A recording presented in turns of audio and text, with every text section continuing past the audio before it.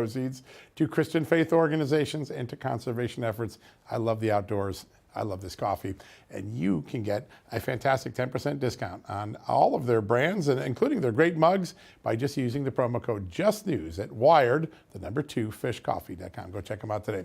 All right, I've said for a long time that the fixing America would come down to three I's: fixing inflation, that's the first I; fixing insecurity, the border, the world, our communities; and of course, fixing insanity. And day in and day out, as my great co-host Amanda Head just wrote last night, President Trump is delivering on all three of fixing those I's. Today, two very big, important developments. First, insanity ended in the NCAA. Men will no longer be allowed to compete in women's sports. Amanda's going to bring us up to speed on that in a second. On the insecurity front, a troubling new revelation. First, the government under Donald Trump is on track to get rid of 1 million illegal aliens, actually deport 1 million illegal aliens. That would be an all-time record in American history. A lot of people are self-deporting, so the numbers are going to go way beyond that. But that number came out today. Just the News is going to have that in a story tomorrow morning. But a troubling new development today, a leak of a planned ICE raid on the Venezuelan, dangerous Venezuelan gang known as Tres de Aragua. Tom Homan decrying the leak, saying that it put federal law officers in grave danger. This is a group that has done a lot of damage in America. This administration wants to get them out. Somebody leaked it, made it harder to do so. Shame on that. Listen to what Tom Homan had to say about it. This is not a game. When we show up these sites, this is a dangerous job for the men and women of ICE and Border Patrol and all the DOJ agencies. To have that type of interference puts our officers at great risk. Not only the officers, it puts the aliens at great risk, because anything can happen when we take our eyes off the goal here. So we're addressing that immediately today. I'm addressing OPSEC today, operational security, how these leaks are happening.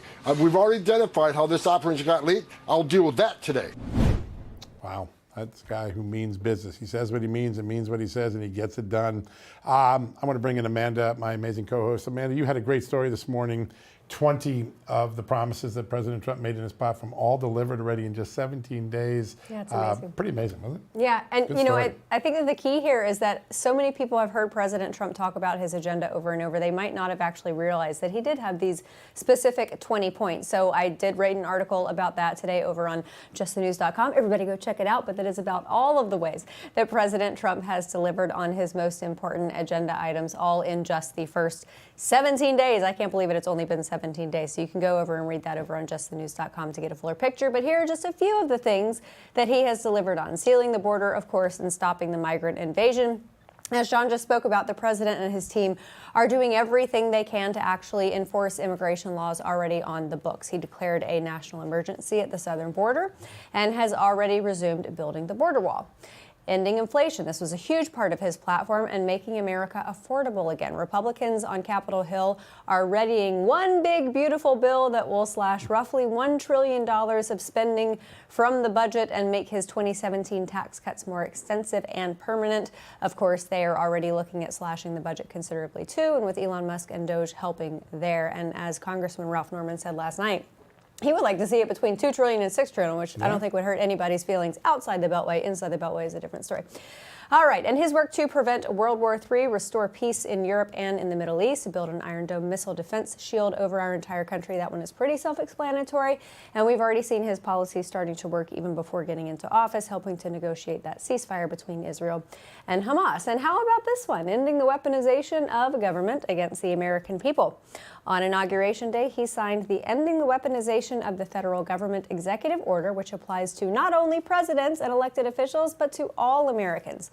All Americans should feel that the scales of justice are weighted equally. And perhaps my favorite one so far, you just touched on it, John, only a little over 24 hours after signing that executive order yesterday, the Keeping Men Out of Women's Sports executive order, the NCAA issued this statement saying the NCAA is an organization made up of 1,100 colleges and universities in all 50 states that collectively enroll more than 530,000 student athletes. We strongly believe that clear, consistent, and uniform eligibility standards would best serve today's student athletes instead of patchwork, conflicting state laws, and court decisions. To that end, President Trump's order provides a clear national standard. The NCAA Board of Governors is reviewing the executive order and will take necessary steps to align NCAA policy in the coming days, subject to further guidance from the administration. These are just a few of those things, but that NCAA one is big and swift.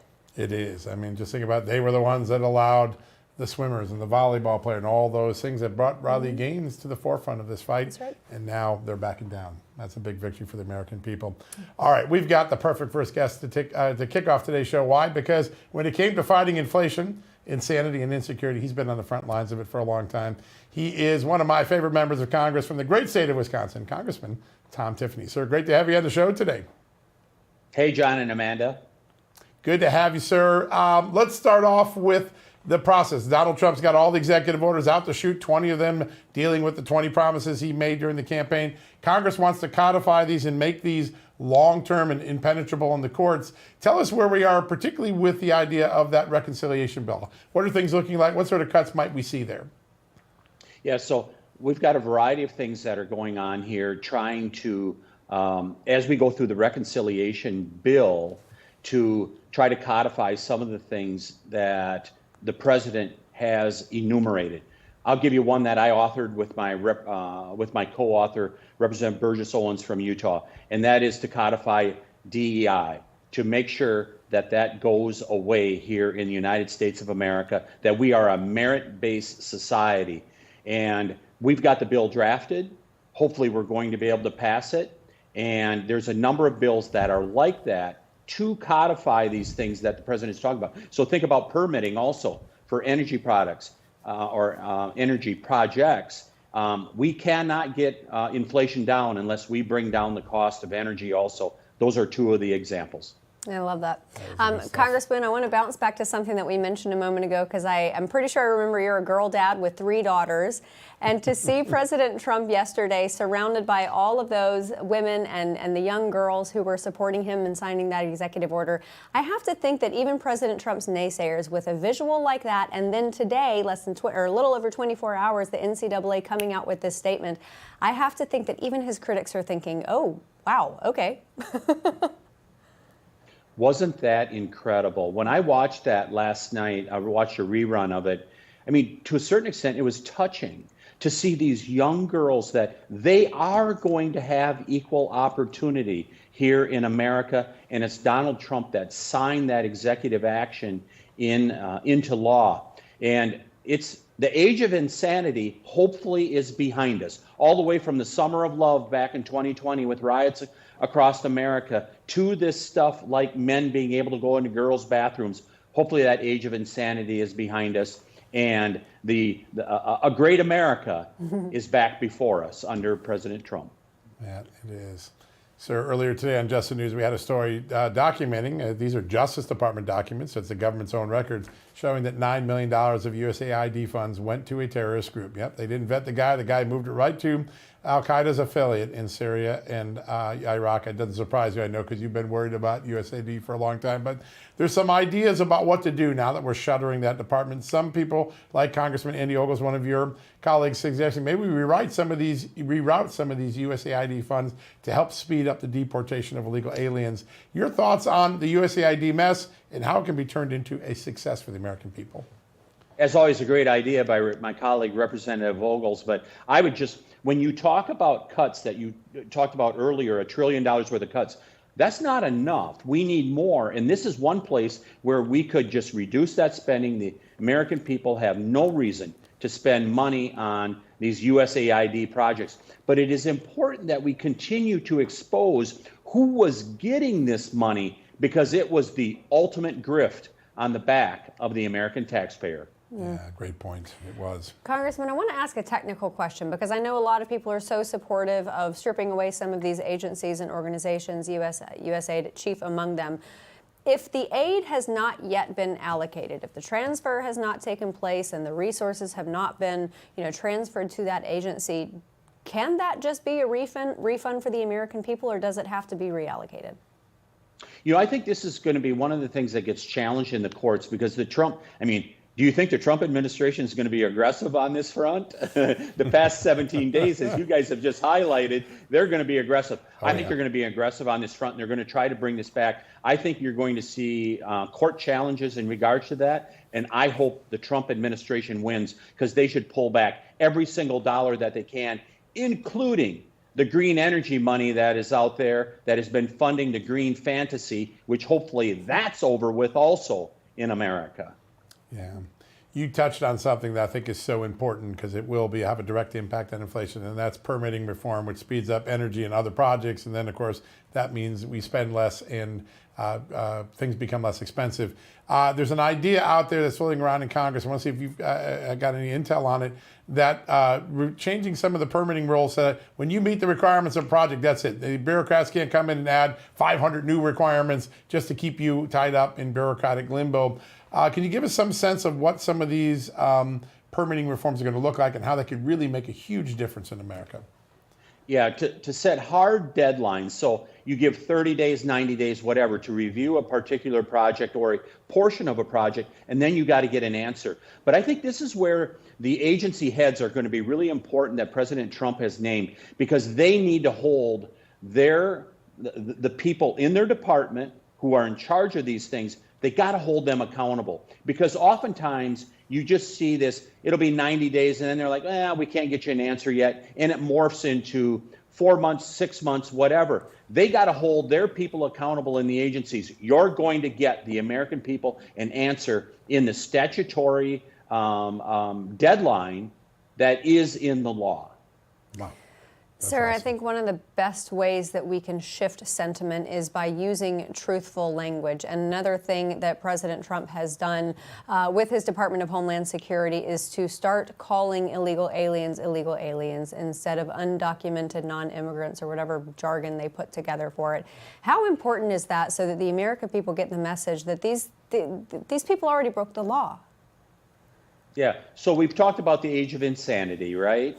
And what breeds the age of insanity? It's Orwellian language. So it is really important, Amanda, as you said, you have to use accurate language to describe this. These are illegal aliens that came into our country, they broke the law, and there must be consequences for that. And we've seen Tom Homan just do a great job, and I can't wait when he gets word about my home state of Madison, Wisconsin, where they are saying we're going to defy the law, including the governor. I can't wait to see them stand up to Tom Homan, because I can tell you who's going to win. Yeah, there's a few thousand serious bad illegal alien criminals that already have found that out the hard way with Tom Homan the first couple of weeks. So I want to talk about that issue, because you brought up Madison. Today, Pam Bondi's Justice Department's done two big things. One, freezing sanctuary cities funding. That's a big kick in the wallet. But then directly going to court against Illinois and the city of Chicago for harboring illegal aliens and not cooperating with ICE. That sets the stage for, I guess, something similar in Madison, Wisconsin. How important is it that the Justice Department is creating consequences for those who harbor illegal criminals? Yeah, they have to do that. So think about the mayor of Chicago's got a 14% approval rating. Who do you think is going to win that battle? Those people are sick of what has happened to their city. Well, now you have Madison, Wisconsin, which you have a leadership that lives in La La Land. You have a governor that said, we're going to defy the state legislature who want to pass a bill that would say you have to comply, law enforcement, throughout the state of Wisconsin. I'm telling you, the federal DOJ under Pam Bondi is going to win this battle. Since when did the leadership in Madison and the state of Wisconsin and Governor Evers, since when did they become Jefferson Davis of the Confederate States? Wow, powerful statement. Sarah, as always, it's such a great honor. You're doing such important work on the front lines of all of these major changes in America. What a great honor to have you on the show, and what a great update. Thanks for joining us. Always good to see you guys. Yeah, as well, sir. Thank you so much. All right, folks, coming up after the commercial break, President Biden may have thought he got Dr. Fauci off the hooks when he gave him a pardon, but you know what? Some state attorney generals are diving in at the state level, looking at possible criminal charges to the COVID response. One of those AGs, Alan Wilson from the great state of South Carolina, is going to join us right after these messages.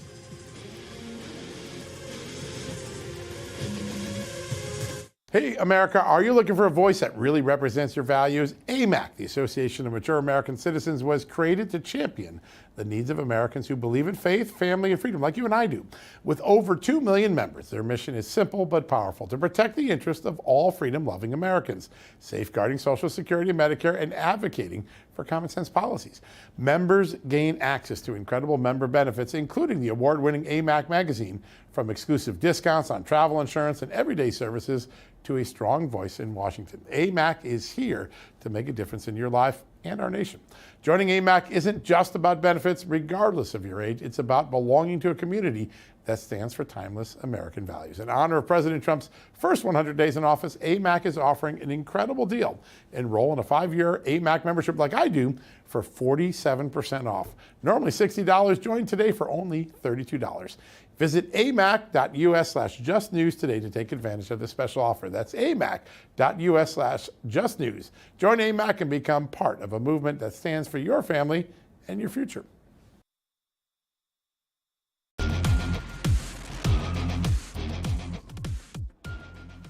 Welcome back, everybody, to Just the News, No Noise. Former President Biden issued a flurry of pardons on his way out of the White House, including one for Mr. Science himself, Dr. Anthony Fauci. However, there are still a lot of questions swirling about how he handled the COVID pandemic and if U.S. government funding helped develop the COVID virus in the first place. But with his pardon, the feds can't do anything about it. But there may be something the states can do about it with congressional help. In fact, 17 states' AGs are urging Congress to continue the COVID-19 probe, including one AG we are about to bring onto the show right now, the Attorney General of the state of South Carolina, Alan Wilson. Attorney General, thank you so much for being here, sir. Hey, it's great to be with you. Thank you for having me back. Great to have you on. We are delighted to have you, and you and a number of states' AGs have seemed like dogs with bones, not letting this go, thankfully, for the American people, because they are looking for accountability. Federal charges out the window, but there could be state charges if he did something illegal to the state. What do some of those charges on the table look like? Well, first off, we were all disgusted when we saw those midnight pardons issued by Joe Biden that absolved Anthony Fauci and other potential maligned actors in what their role was in the COVID-19 pandemic response. Obviously, the select report that was released back 2 months ago showed that there was a lot of dishonesty, a lot of manipulation. We don't know if it reached to the criminal levels, at least at the state court, but we want Congress and the Trump administration to know that while Biden's pardons may have prohibited the federal government and the Justice Department from going after criminal charges at the federal level, the states can be great vehicles for bringing accountability to people who are trying to evade the law. I'm not saying that laws were broken, but we want people to know that when a president preemptively pardons someone, not just preemptively pardons them, but preemptively pardons them going back over a decade, that really sends shivers down our spine. And we want answers. We want transparency. That's what the people in my state have told me. And that is why we're leading this coalition of AGs to say, hey, Trump administration, Congress, you give us the information. We will evaluate it for potential legal recourses at the state level. Yeah, that's such an important thing, and something you've done time and again, using your own state's rights to get some justice and accountability for the American people. So I want to talk a little bit about vaccine safety, because we now have some body of evidence that the things we were being told when we took the COVID-19 vaccine turned out not to be true, that it maybe wasn't as efficacious as we thought or as safe as we thought. Under the state's consumer laws, is there anything that you could do to address that from the FDA or CDC or Dr. Fauci or others who might have gave us an unfairly rosy assessment of what that vaccine might do for us? Well, possibly. I mean, obviously, it's all fact dependent. And again, I don't want to get out over my skis and say, hey, these are the laws that we think that were violated. We'd like to see not just the reports that Congress has already done, but any future reports. I want to incentivize Congress to keep going forward to find the truth. Even if there's nothing criminal or civil there that we can pursue, I want the American people to see what it was these patents were issued for. I also want to disincentivize future presidents from trying to preemptively pardon people from bad conduct or criminal conduct. And if we can use the states as a vehicle for accountability, and that helps disincentivize future conduct like this, then we need to go forward and do it. But at the end of the day, the American people and the people in South Carolina, they need answers and they need accountability, and I'm going to do everything I can to deliver it for them. Yeah. Sir, speaking of delivering, I know you sent a letter to D.C. Democrat Socialists, which might be a little bit redundant, regarding immigration laws and their obstruction, basically warning them, don't get in the way. Tell us about it. The first thing I want to say is everyone has a constitutional right to peacefully assemble, to petition their government, to even basically advocate for policies that they want or even oppose policies that the government is implementing. I don't have a problem with that. They can go out there and they can criticize President Trump, they can criticize me, they can do everything they want. But when that criticism crosses into potentially causing dangerous harm to bystanders or law enforcement who are simply trying to aid in the execution of federal or state law, then they're crossing a line and they will be prosecuted. I encourage people to exercise their First Amendment rights to protest the policies they don't agree with. But if you're harboring illegal aliens, as Border Czar Tom Homan has said, if you're harboring illegal aliens, then you will be prosecuted. If you're committing other crimes to try to impede law enforcement or obstruct justice, you could potentially be committing state crimes as well. We want to get most of our law enforcement basically in the 287G program so they can support the efforts of ICE and the Department of Homeland Security. And once they're doing that, once we've deputized our local law enforcement, if other groups like this are trying to impede law enforcement, we will stand side by side with ICE and try to prosecute these people for obstructing justice. Yeah, and some of that could come under state laws, which is, I think, really an interesting concept. Today, there was a big announcement by President Trump that Pam Bondi, the new Attorney General, will lead a task force trying to eradicate anti-Christian bias across the federal government, and by the way, in federal policies that have spread across the world. How important is that after an era in which we saw a lot of censorship and Christian cancellation by the last administration? What a breath of fresh air. What a ray of sunshine. Pam Bondi, I love her. She is one of my dearest friends. I love her. She is going to do an excellent job. I was so grateful when President Trump nominated her to be the United States Attorney General. I served with Pam for 8 years. We worked very closely together, combating human trafficking, combating pill mills, protecting the rule of law and government overreach. Even people who don't agree with her, Democrats, former Democratic AGs, and even current Democratic AGs that I've privately spoken to, respect her, and they understand that she is a tenacious fighter for what she believes, and she is an honest broker. And I love what I've seen out of her the last 24, 36 hours. Just wait. The rest of America is going to get to see from Pam Bondi what I've seen for the last 15 years, and I can't wait for it. Yeah. Sir, the Department of Justice is not unlike any other organization where you have a culture that is set at the top, and it obviously has been very much recalibrated with Pam Bondi at the top of it. How much of an influence do you think that's going to have on company culture within the DOJ? Listen, it can only have a positive, like you said it right. Culture starts at the top, and everything that Pam touches has a good culture built around it. And Pam was like this as the Attorney General, the two-term Attorney General of Florida, when she was chairman of the Republican Attorney Generals Association, when I was serving with her. I mean, like I said, she was a breath of fresh air. She was a ray of sunshine. She was gregarious. She was exciting. She was fun. And like I said, everyone liked her. Even the people who don't agree with her liked Pam Bondi. So I think she's going to really change the culture of the Justice Department. I think she's going to reinstill faith so many Americans lost. They saw the Biden administration weaponizing the bureaucracies of the FBI and the Department of Justice, among others. Pam is going to turn that around and flip it on its head, and she's going to weaponize that bureaucracy against the deep state, and she's going to weaponize it against violent illegal criminals. She's going to weaponize it to support the efforts to combat human trafficking and protect our children, protect women. I mean, she's going to defend the rule of law. And again, I'm so excited for what is coming from the Justice Department under Pam Bondi's leadership. Yeah, important stuff. Sir, while we're leaning into the new agenda, you're still cleaning up some very important business of objecting to and blocking the Biden administration from taking illegal actions like they did so often during their tenure. You won a big court ruling this week on an environmental rule. The court stating clearly that the regulators made up laws that they had no right to do. They made up regulations with no authority to do that. It's a big win, and it has a long-term effect. Just tell us a little bit about it and why continuing to win those cases also are going to be important. Well, I mean, first off, what we've seen is we've seen federal agencies like the EPA, we've seen other federal agencies like the CFPB, all these alphabet soup agencies out there that are basically getting way over their skis. They're growing the administrative state. They're ruling through administrative fiat by regulations and policies written by unelected bureaucrats. They're exceeding the scope of laws that Congress passed.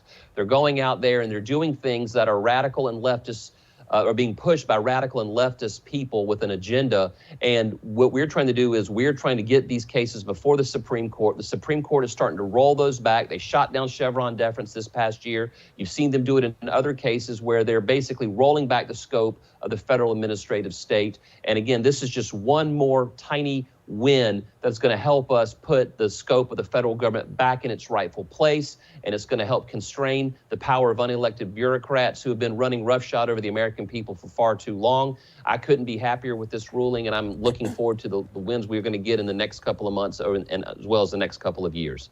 Yeah, I think there were a lot of folks, you included, who were very excited after Loper Bright and saw the regulatory industry, because it is an industry, take a substantial hit. Thank you for being here, sir. South Carolina Attorney General Alan Wilson, always great to have you here. All right, everybody, coming up after the break, remember those Hunter Biden IRS whistleblowers? Well, it's been found that they were illegally retaliated against. I know you're so shocked. And we're going to have the whistleblower on with his attorney next.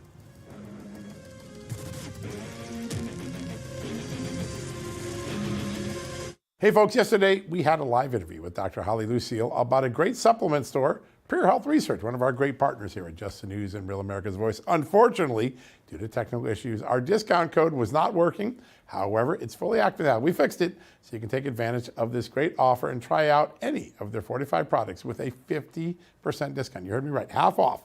Now, whether it's boosting your energy, trimming belly fat, supporting healthy blood sugar, pumping your testosterone up, or even reducing swelling in your legs, Pure Health Research Supplement Store has you covered. Each formula is crafted with natural, non-GMO ingredients backed by clinical research and manufactured right here in the good old USA. So if you couldn't check it out yesterday, go use their deal today. Head over to purehealthresearch.com right now and explore their 45 amazing supplements and save 50% before this deal ends with the coupon code JUSTNEWS, or aim your phone at that QR code. You'll be in business in just a few seconds.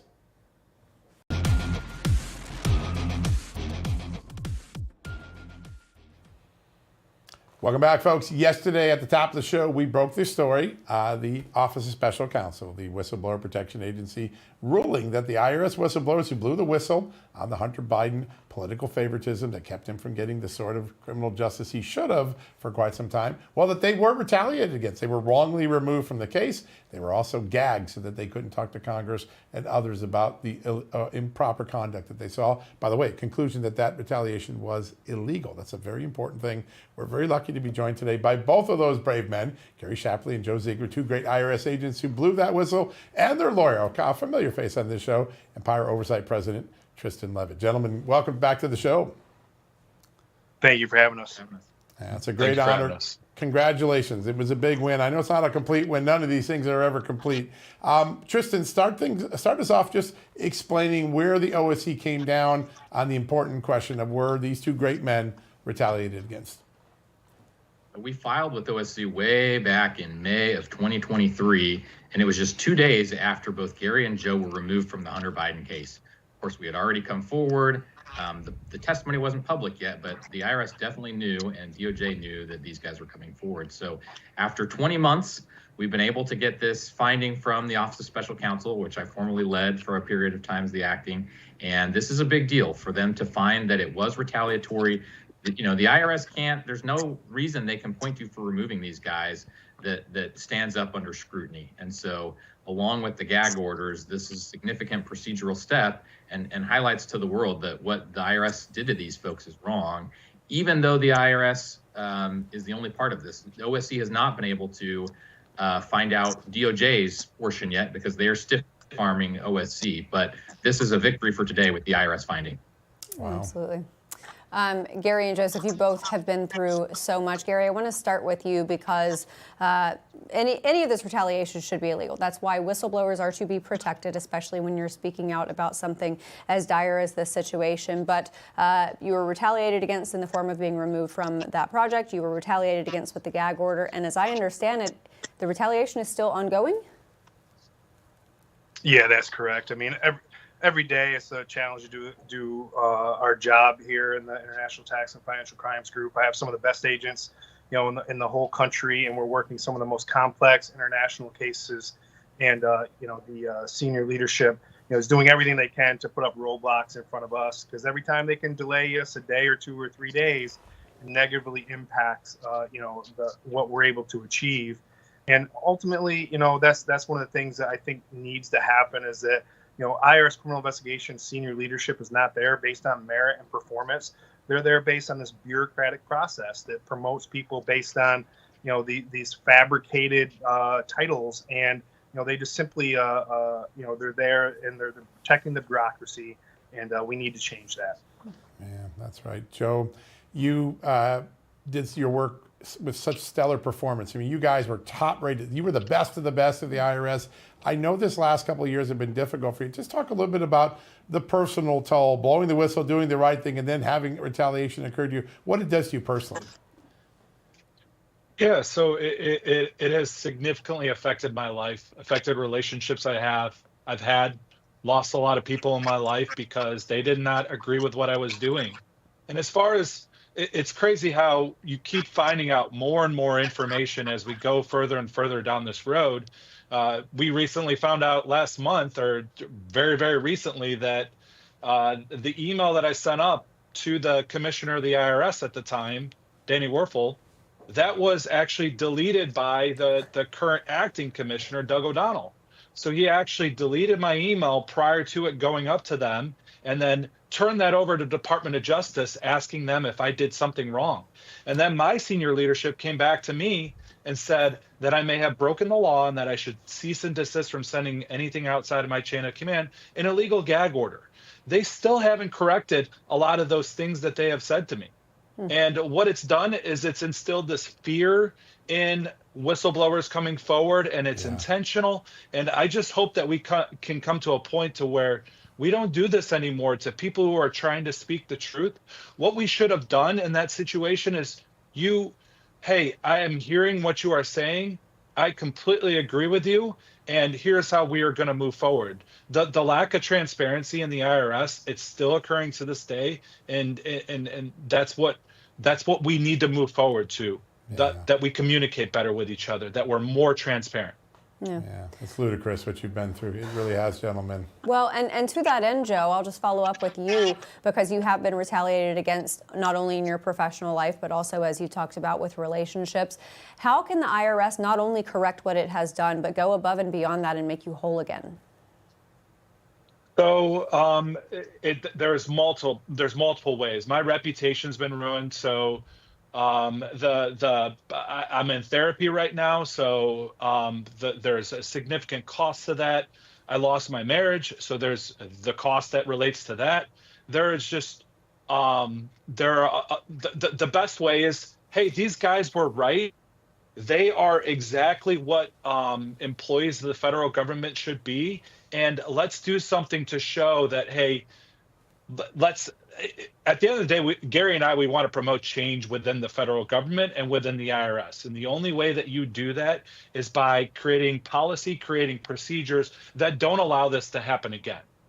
And if you put Gary and I in charge of that, we will make that happen. I think there'd be a lot of people in the IRS that would be frightened that the right thing would happen again twice in a row because you two guys were involved in it. I wanted, because we haven't had the chance to talk to you since it happened. You were vindicated when the convictions occurred. You were vindicated when the indictments occurred because the case that you wanted to bring was finally brought. You were vindicated with the Office of Special Counsel.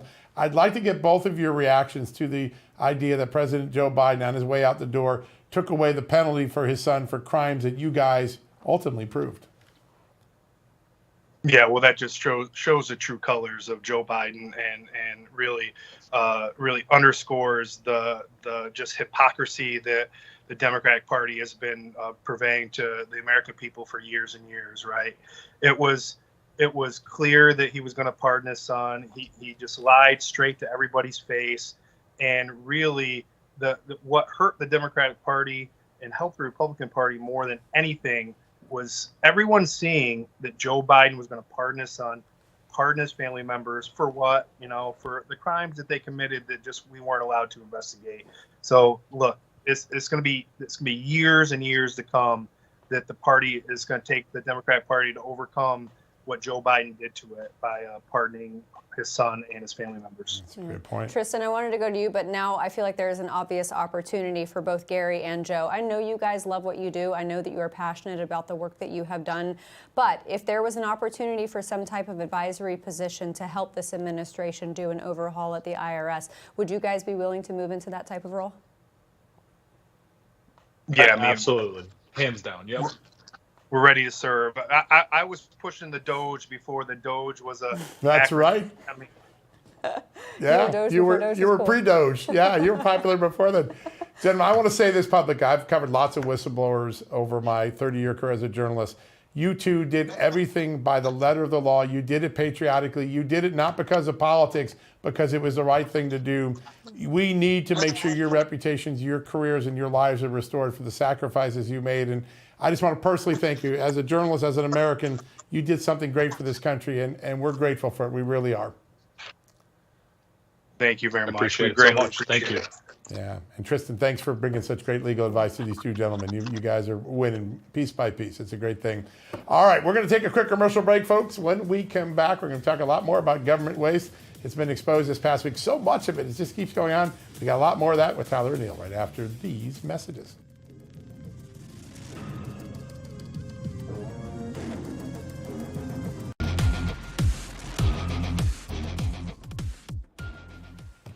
Welcome back, everybody. So much necessary talk about all of the government waste that has been exposed over the last few weeks. And I think we all know that there is a lot more that is yet to see the light of day. But what can we expect to be uncovered? Joining us now to talk about that, Daily Signal senior editor and the author of the new book, The Woketopus, The Dark Money Cabal Manipulating the Federal Government, Tyler O'Neill. Tyler, thanks so much for joining us tonight. Thanks so much for having me. I think that the American people are jaded. I think that we all expect that the government wastes money on things, but it seems like with what we have learned the last few weeks that people are at their limit. I think that maybe they didn't realize just how bad it was. Are you picking up on that vibe? Oh, yes. I'm picking up on that vibe in spades. And I think the American people are flabbergasted to see just the sorts of things that USAID was funding, from, transgender operas to DEI in workplaces in foreign countries to apparently Al-Qaeda in Iraq.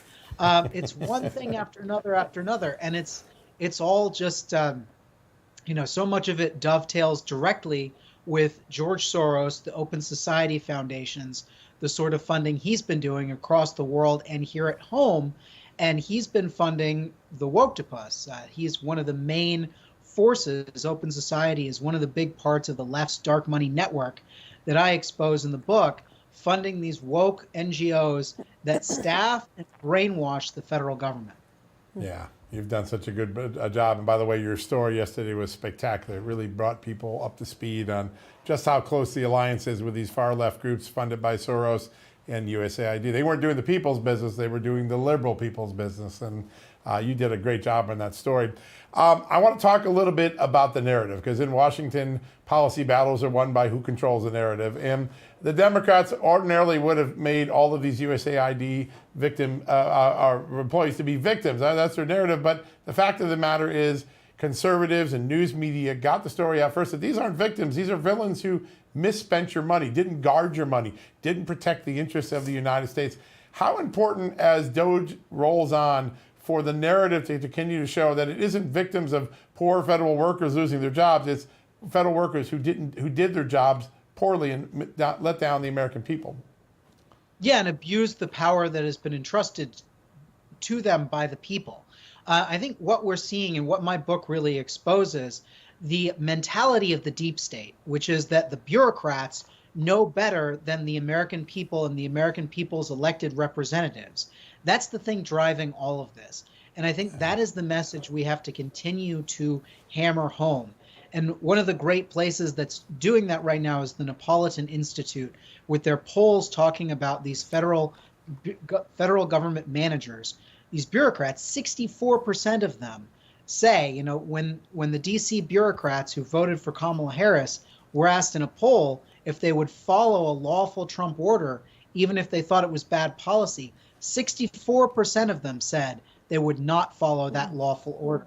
And that's the mentality. And I think that's why the legacy media is going to have a seriously hard time presenting these people as victims, because the American people know that the system has been abused. I think we all remember, we don't want to remember sometimes, but we all remember what happened during COVID when the medical elites and the bureaucrats said that this is the truth, this is the science, you will never question it. And by the way, we lied to you, but it's all okay because we were doing so in your interests.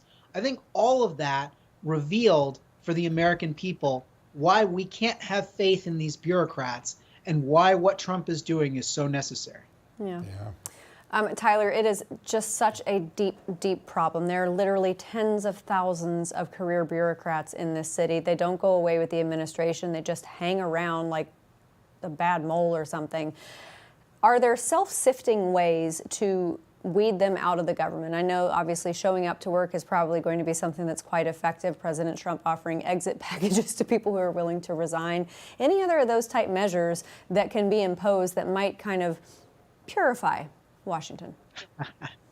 Yes, I think Trump is angling for those. I think what we saw with this buyout, and the buyout is pretty popular with the American people, except a lot of them think that it was too generous to these bureaucrats. So again, the legacy media's narrative is not going to fly here. But the buyout represents the carrot. It represents the positive offer at the beginning of the process. It is Trump's opening bid, his opening gambit. And once that goes through, the deadline is today. I know there was a judge who extended the deadline, so we'll see if that gets extended and when it plays out. But this is the best offer they're going to get. It's only going to get worse from here on out. And I think the Trump administration is going to start weeding people. I heard one of my favorite things that Doge is doing is they're having little mini Doges. I call them Dogelets, where they're sending just a couple of Doge staff into bureaucratic administrative agencies to monitor things from the inside. So they're going to be located in the U.S. Digital Service offices, but they're also going to be sending the Dogelets out. And those Dogelets are a very important step in combating this. Yeah. I love that term, Dogelets. Although it also sounds like one of my other favorite things, donuts. So, I'm going to get excited over either one of them. Tyler O'Neill, senior editor at the Daily Signal. Tell everybody where they can find your book. Yeah, you can find it on Amazon and all other places that sell good books. Amazon is just a useful place. It's called, just search Woktopus. You can find me on X, Tyler 2 O'Neill, and you can find the Daily Signal on all platforms. Yeah, Perfect. I highly encourage people to read the Daily Signal. It is a fantastic publication. It's really great. Tyler, you and Rob are doing just great work there. Congratulations for the great journalism you're committing. Yeah. Thank you so much. Yeah, good to have you. All right, everybody, coming up, we've got some final thoughts to close out on this Thursday, so stick around.